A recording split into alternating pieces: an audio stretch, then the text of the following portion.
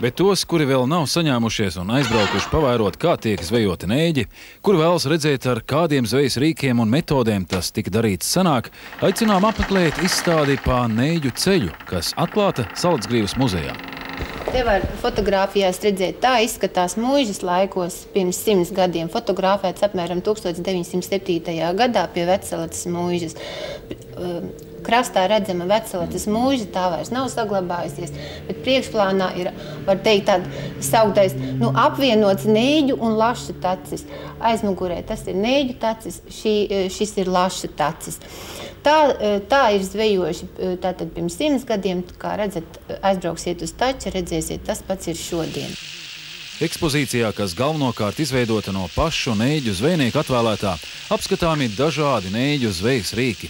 Arī tie, kas šodien vairs netiek izmantoti un kuriem ir veco lībiešu izcelsmes nosaukumi. Mūsu pusē agrāk dzīvoja bez latviešiem arī lībieši. Lībieši bija zvejnieki un latvieši bija lauksaimnieki. Un tādi vārdi kā puņģis, kas ir īstais neģu zvejas rīks, tas būtu šis pītais klūgu grozs, lielais un mazais. Tas gandrīz vai jāsaka arī ir vienīgais, kas ir līdz mūsdienām mainījies. Klūgu grozus apmēram 20 gadus ir nomainījuši no līnuma šūtie puņģi. Savukārt kraķis ir augsts sols, uz kura uzkāpj un sit ar kurķi, jeb āmuru upē mietus. Kādreiz neģus bēra ķērnē. Šādā traukā varēja satilpt ap 40 kg šo lunkano apaļmutnieku.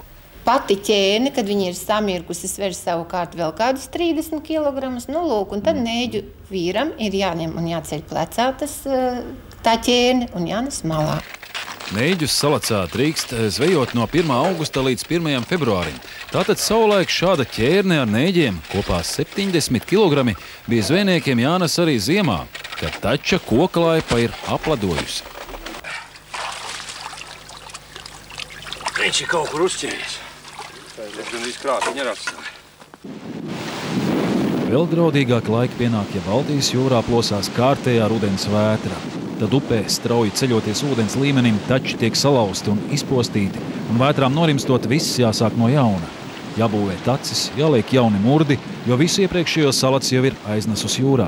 Piekrastnieki vēl tālu no Salacas grīvas var atrast krastā izmestās neģinieku laipas, murdus un rūpīgi nomizotos mietus. Par spīti dabas stihijai dzīve turpinās, atzīst Aleksandrs Rozenšteins, neģu zvejnieks 2. paudzē. Bet mēs esam iekuģojuši mierīgākos ūdeņos, Gaujā. Carnikavu izsenis dēvē par Latvijas neģu karalisti.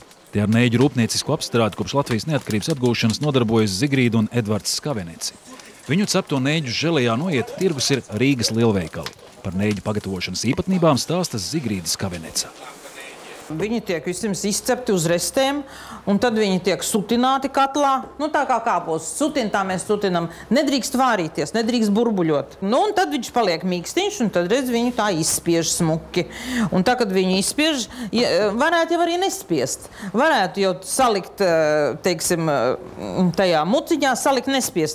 Bet viņš neuzsūks to zupiņu, to suliņu, kas viņam ir vajadzīgs. Vecos laikos želantīnu nelika klāt, tāpēc, kad nebija tāds želantīns. Tagad mēs liekam želantīnu klāt, tāpēc, ka viņiem ilgāks tas process paiet, kamēr viņi saželē. Man tā vajag uz veikaliem dot jau rītā. Man jau ir tā produkcija, kas nāk, kā teikt, pa taisno, iet uz bodi. Un bodē viņš pa taisno aiziet uz letes. Un tāpēc man ir garšīgākie neģi.